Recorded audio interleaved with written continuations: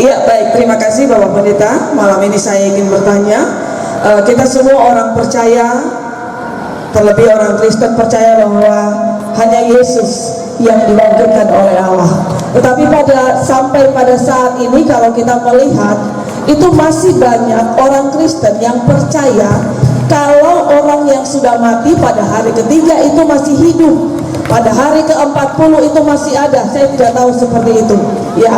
Tetapi kepercayaan itu masih ada, yang biasa disebut dengan akultisme, ya. Malah terkadang masih banyak hamba Tuhan yang melayani permintaan daripada keluarga untuk merayakan pengucapan syukur 3 malam, pengucapan syukur 40 hari, pengucapan syukur 100 hari, 1 tahun, dan lain sebagainya. Apakah itu masih dibenarkan sebagai orang Kristen yang sudah percaya bahwa hanya Yesus yang bisa bangkit? Terima kasih. Orang mati pergi ke mana? Kita bicara 3, tubuh, jiwa, roh. Sedangkan pandangan yang kedua adalah dikotomi, tubuh dan jiwa atau roh. Saya tidak membahas itu, tapi saya sendiri pemegang paham dikotomi.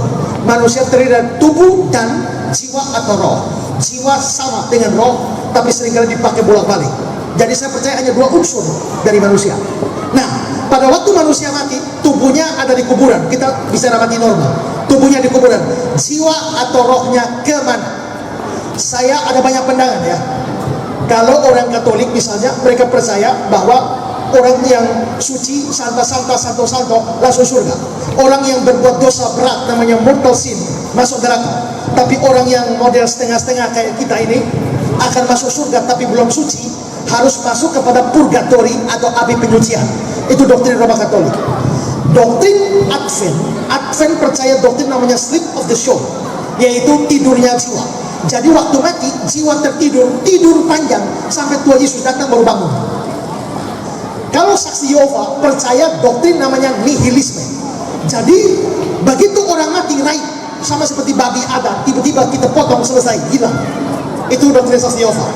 Tapi saya memegang doktrin reformasi yang mengatakan, seperti juga sama seperti John Calvin, orang kalau mati, yang percaya Yesus langsung surga, yang tidak percaya Yesus langsung neraka. Apa dasar Alkitabiahnya? Dasar Alkitabiahnya adalah, pertama, 2 Korintus 5 ayat 1. Jika kemah tempat kediaman kita di bumi ini dibongkar, Allah telah menyediakan tempat kediaman di surga bagi kita. We have a building from God. Kata gantinya we have to be-nya, ya. Di situ pakai bentuk present. Berarti begitu kita selesai dari dunia ini, Allah langsung menyediakan di surga bagi kita. Lalu di ayat yang ke-8 lagi, terlebih kami tabah, ya, supaya kami beralih dari tubuh ini mati dan menetap pada Tuhan. Berarti orang percaya langsung kepada Tuhan di surga. Kisah orang kaya dan Lazarus, begitu mati, Lazarus di pangkuan Abraham, itu di surga.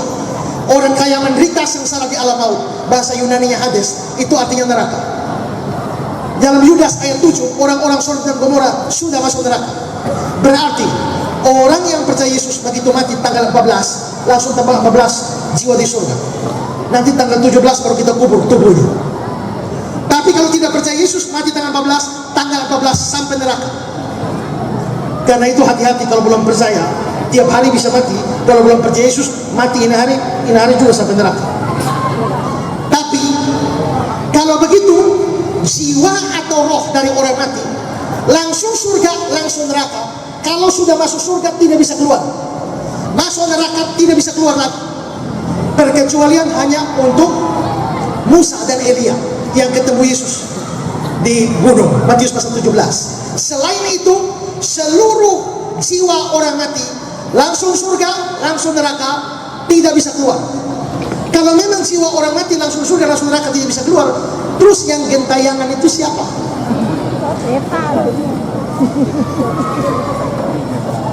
Tidak ada yang namanya arwah penasaran. Dia tidak ada. Tidak ada di Alkitab, hanya ada di Indosiar. Si manis, jembatan Ancol dan sebagainya.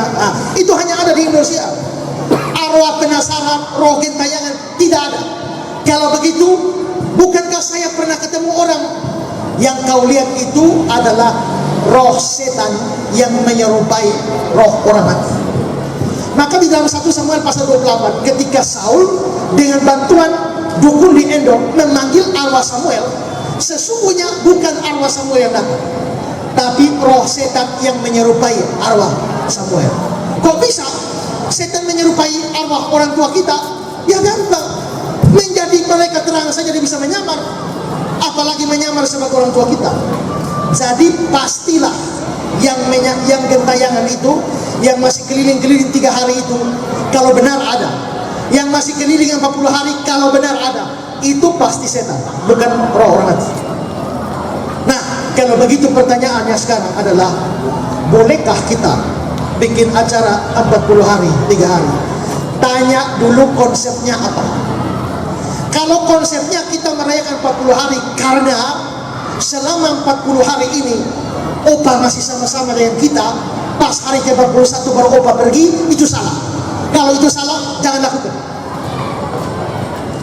Tapi kalau konsepnya kami mau bersyukur karena selama 40 hari Opa pergi, Papa Mama pergi, Tuhan masih memelihara kami. Kami mau bersyukur. Kalau begitu boleh. Tapi saya dulu melakukan itu. Orang minta merayakan 40 hari atau ibadah 40 hari, saya lakukan itu. Tapi sebelum khotbah saya kasih tahu dulu, ini salah. Kalau mau merayakan atau 40 hari dengan pemikiran roh orang mati masih ada, itu salah. Tapi kalau mau bersyukur boleh. Tapi kalau memang hanya mau bersyukur, kenapa harus pas 40? Bagaimana kalau kita ubah sedikit 45, besok lagi 70, lain kali 63, untuk membuat kesan, jangan membuat kesan bahwa ada apa-apa di balik 40. Kalau mau bersyukur, kapan saja bisa bersyukur, dan tanggal atau hari tidak menentukan. Mau pas 40 boleh, 43 boleh, 100 boleh, 3 bulan boleh, terserah. Tapi yang penting konsepnya harus benar. Ya, di gereja saya sudah umumkan sekarang, gereja tidak melayani permintaan ibadah hari ke-40. Kalau mau bikin syukuran, kita cari hari lain, mungkin hari ke-42 boleh, tapi 40 tidak, untuk tidak menimbulkan kesan 40 itu terjadi sesuatu yang sakral di situ. Nah, kita mau menghindari itu. Oke.